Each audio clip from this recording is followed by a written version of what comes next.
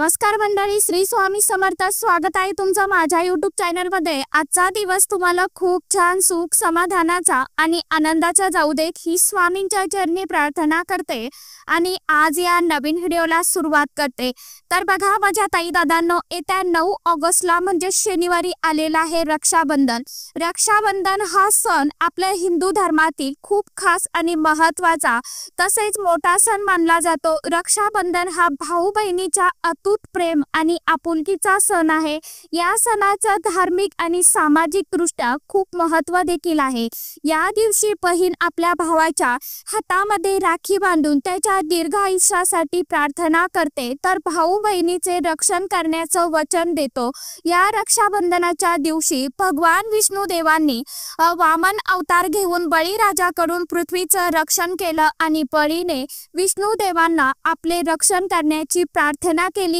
त्यानंतर माता लक्ष्मीने बळीला राखी बांधली आणि आपले रक्षण करण्याचे वचन घेतले होते आणि म्हणूनच रक्षाबंधन हा दिवस धार्मिक दृष्टीने अतिशय अत्यंत खूप खास आणि महत्त्वाचा शुभ मानला जातो. या दिवशी रक्षाबंधनासोबतच काही महत्त्वाचे नियम देखील पाळले जातात.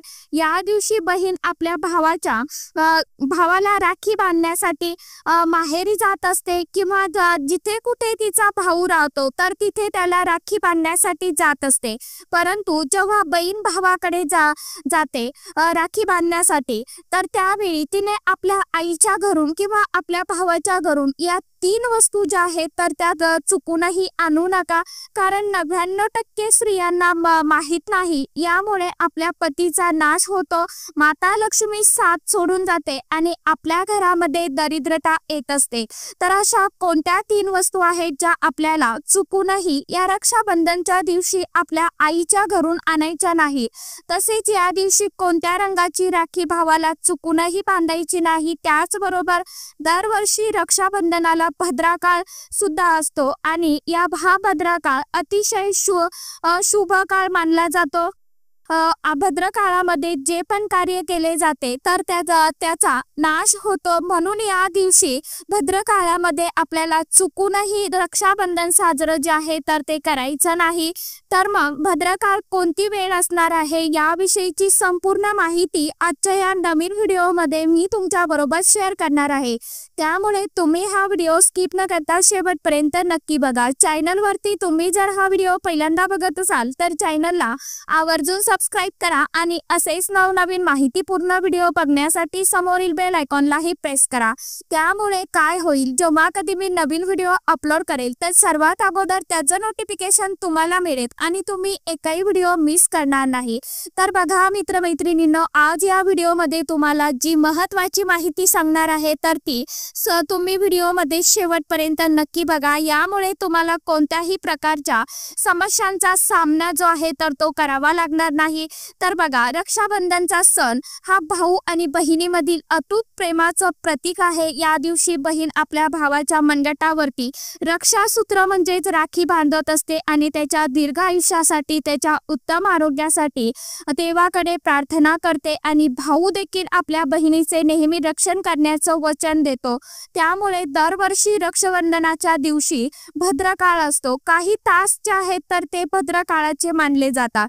शास्त्रामध्ये भद्रकाळ हा अतिशय अशुभ मानला जातो आणि म्हणून चुकूनही भद्रकाळामध्ये कधीही आपल्या भावाला राखी बांधू नका.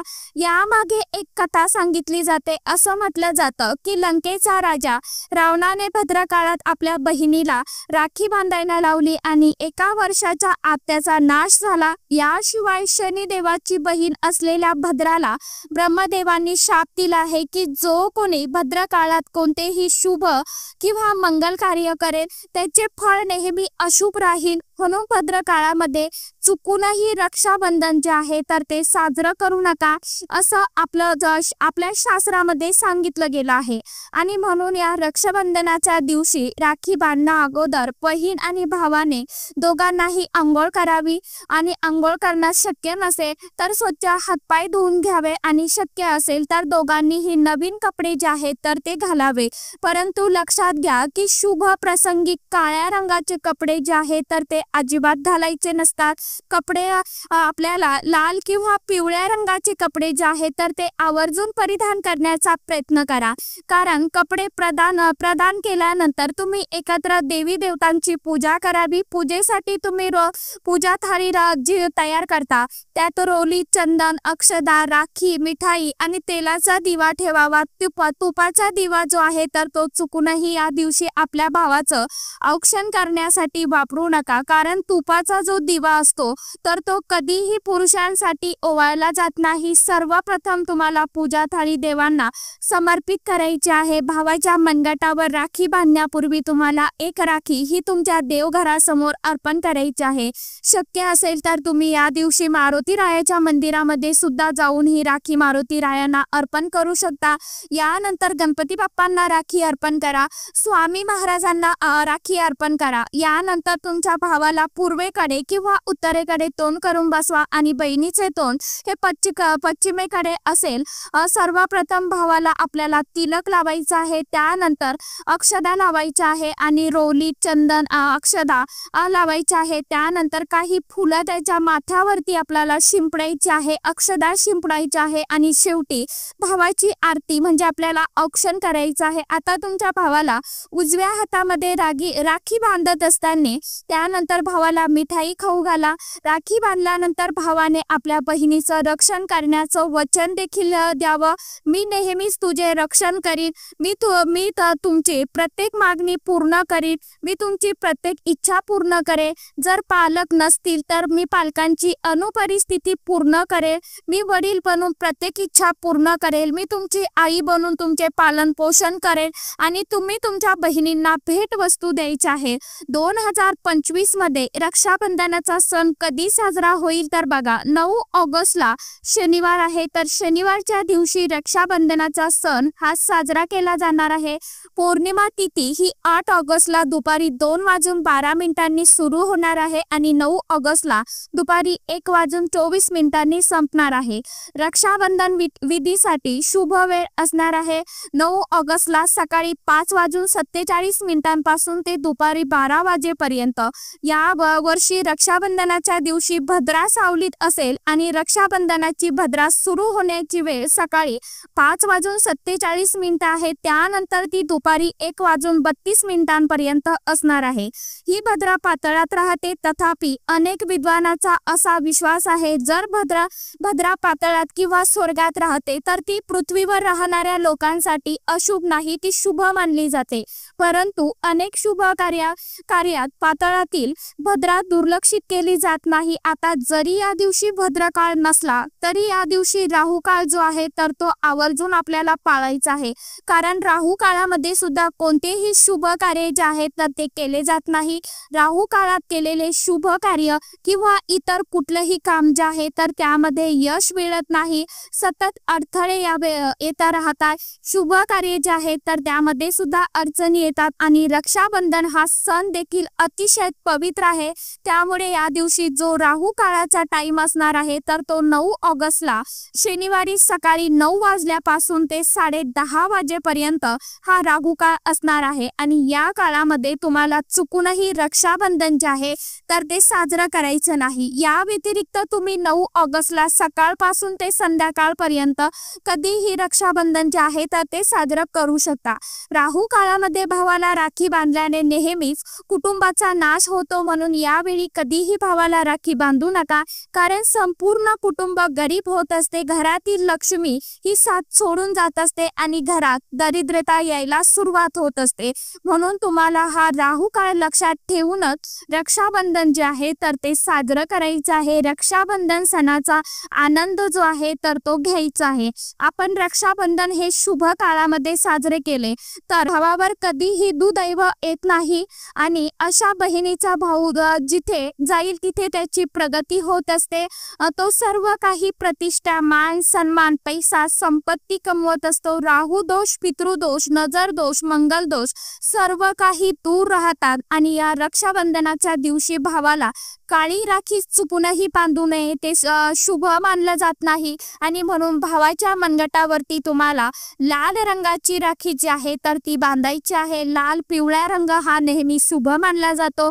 शास्त्रानुसार, वेद आणि पुराणानुसार असं मानलं जातं की जी बहीण स्वतः रक्षाबंधन करत नाही आणि भाऊ बहिणीच्या घरी येतो त्या बहिणीला दोष दिला जातो। म्हणूनच रक्षाबंधनाच्या दिवशी बहिणीने भावाच्या घरी जावं अशी परंपरा देखील आहे। मग भाऊ कुठेही असेल तर बहिणीने आवर्जून जावं।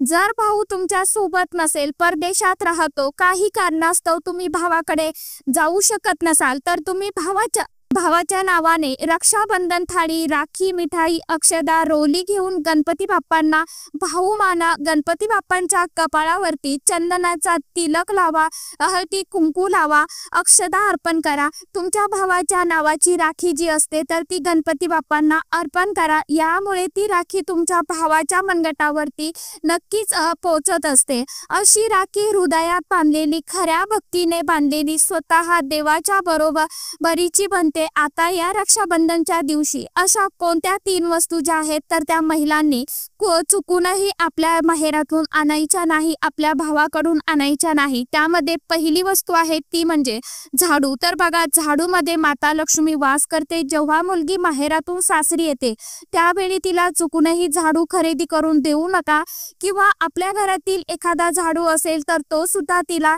देऊ नये। असं मानलं जातं की जर तुम्ही मुलीला सासरी पाठवताना झाडू देऊन पाठवलं तर तिचा आनंद हिरावून घेतला जातो। त्यामुळे मुलीचा संसार कधी सुखी राहत नाही, तिचे जीवन दुःखाने भरले जाते। म्हणून चुकूनही तुम्हाला इथे झाडू जो आहे तर तुम्हाला मुलीला द्यायचा नाही। आणि स्त्रियांनी सुद्धा लक्षात ठेवायचं आहे की ही वस्तू तुम्ही चुकूनही आपल्या माहेरातून घेऊन यायची नाही। यानंतर समोरची वस्तू आहे ती म्हणजे टोकदार वस्तू। मग त्यामध्ये सुरी असेल, चाकू असेल, ब्लेड असेल, कात्री असेल, त्यासारख्या टोकदार आणि धारदार वस्तू ज्या आहेत तर त्या सुद्धा महिलांनी आपल्या माहेरातून चुकूनही आणू नका। असं मानलं जातं की मुलगी सासरी चालली असताना सुई किंवा धारदार वस्तू तिच्यासोबत देऊ नये। मुलीला निरोप देताना अशा गोष्टी दिल्याने नात्यात गोडवा येण्याऐवजी कटुता येते। त्यामुळे या दिवशी तुम्हाला या गोष्टी देणं आवर्जून टाळायचं आहे। तसेच जेव्हा भाऊ या दिवशी बहिणीला भेट वस्तू देतो त्यामध्ये सुद्धा अशा टोकदार वस्तू ज्या आहेत तर त्या भेट वस्तू म्हणून तुम्ही घेऊ नका। यानंतरची समोरची वस्तू आहे ती म्हणजे लोणचं। असं मानलं जातं की मुलीला सासरी पाठवताना कधीच लोणचं देऊ नये, याचा तिच्या आयुष्यावरती नकारात्मक परिणाम होतो। नातेसंबंध जे आहेत तर ते बिघडू शकतात। लोणच्याची चव आंबट असल्याने ते भेट देणं योग्य नाही, यामुळे नात्यामध्ये अडचणी निर्माण होतात। नवरा बायकोमध्ये अनेक समस्या उद्भवायला सुरुवात होते। त्यामुळे चुकूनही लोणचं जे आहे तर ते आपल्या आईकडून आणू नका। रक्षाबंधनच्या दिवशी नाही तर इतर दिवशी सुद्धा तुम्हाला हे नियम पाळायचे आहेत। त्याचबरोबर समोरची वस्तू आहे ती म्हणजे चाळणी। मुलगी जेव्हा सासरी येते त्यावेळी तिला पिठाची चाळणी देखील देऊ नये। असं म्हणतात की रक्षाबंधनच्या दिवशी आई आपल्या मुलीला काहीतरी गिफ्ट करते, त्यावेळी त्यात अनेक गोष्टीचा समावेश असतो, जसं की एक चाळणी देखील असते। मात्र चाळणी भेट देणे योग्य मानलं जात नाही। सासरी चाललेल्या मुलीला पिठाची चाळणी दिल्याने जीवनात अडचणी येऊ लागतात असं मानलं जातं। त्याचबरोबर पांढरी साडी किंवा पांढऱ्या रंगाचे कपडे, चप्पल यासारख्या वस्तू सुद्धा तुम्हाला भेट वस्तू म्हणून द्यायच्या नाहीत। आणि स्त्रियांनी सुद्धा या गोष्टी लक्षात ठेवायच्या आहे की आपल्या माहेरातून दिल्या तरी तुम्ही या वस्तू आपल्या सासरी आणू नका। याचा वाईट परिणाम जो आहे तर तो तुम्हालाच भोगावा लागू शकतो। त्याचबरोबर या दिवशी जेव्हा स्त्रिया आपल्या माहेरी जाणार आहे त्यावेळी माहेरी गेल्यानंतर गोडाधोडाचा स्वयंपाक हा केला जातो। तर या रक्षाबंधनच्या दिवशी लसण आणि कांदा न घालता आपल्याला अन्न पदार्थ जे आहेत तर ते शिजवायचे आहेत, कारण यावेळी दैवी शक्ती देव स्वतः पृथ्वी तलावरती येतात। तो त्यांच्या भक्तांना राखी बांधण्यासाठी पृथ्वी तलावरती येतो आणि त्यांना अन्न देतो। अशा परिस्थितीत त्या दिवशी भावाच्या आत देव राहतो, भावाच्या आत देव राहतो, म्हणून या दिवशी लसूण, कांदा, मांस, दारू, सिगारेट यासारख्या वस्तू ज्या आहेत तर त्या खाऊ नये, अन्यथा रक्षाबंधन तुटेल। या दिवशी तुम्ही जो काही गोड पदार्थ बनवणार आहात त्यामध्ये तुम्हाला रंग घालायचे आहेत, लाल, पिवळा जे काही रंग तुमच्याकडे असेल तर ते रंग घालून तुम्हाला एखादा गोड पदार्थ बनवायचा आहे, जेणेकरून भाऊ बहीण भावाच्या नात्यामध्ये सुद्धा असे रंग भरतील येतील, त्याचे नातं जे आहे तर ते अतूट राहील। तर या काही महत्त्वाच्या गोष्टी ज्या आहेत तर त्या तुम्हाला रक्षाबंधनच्या दिवशी लक्षात घ्यायच्या आहे आणि हे रक्षाबंधन जे आहे तर ते आपल्याला सर्वांना अशा पद्धतीने काही छोट्या मोठ्या नियमांचं पालन करून साजरं करायचं आहे। तर सांगितल्याप्रमाणे ह्या ज्या गोष्टी आहेत तर त्या छोट्या चला आजच्या व्हिडिओमध्ये इतकीच माहिती होती। कशी वाटली नक्की सांगा। व्हिडिओ आवडला तर चॅनलला आवर्जून लाईक, शेअर, सबस्क्राईब जरूर करा। परत भेटूया अशाच एखाद्या छानशा व्हिडिओ सोबत, छानशा माहिती सोबत। तोपर्यंत सर्व माझ्या यूट्यूब परिवाराला ओम साईराम।